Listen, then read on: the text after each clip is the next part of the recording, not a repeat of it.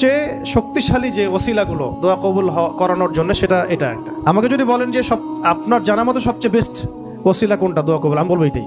সেটা হচ্ছে আপনি আল্লাহ রাব্বুল আলামিনের এই একত্ববাদের ওসিলা দিয়ে দোয়া করবেন।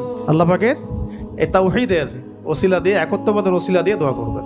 এইভাবে বলা পরে শুনে আপনারা মুখস্থ করে নিয়েন। দোয়া করার আগে আল্লাহ পাকের প্রশংসা করা, আলহামদুলিল্লাহটাও আল্লাহ পাকের প্রশংসা, এবং রাসূল সাল্লাল্লাহু আলাইহি ওয়াসাল্লামের প্রতি দরুদ শরীফ পড়া একবার, অন্তত একবার, চাইলে আপনি অনেক পড়তে পারেন।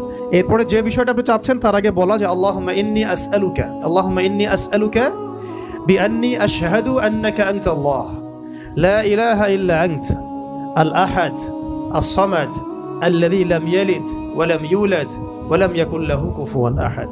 সূরা ইখলাস যে জানে সে এটা সহজেই বলতে পারবে। এরপরে আপনি দরুদ শরীফ পড়ে দোয়া করা শুরু করবেন, ইনশাআল্লাহ দোয়া কবুল হয়ে যাবে।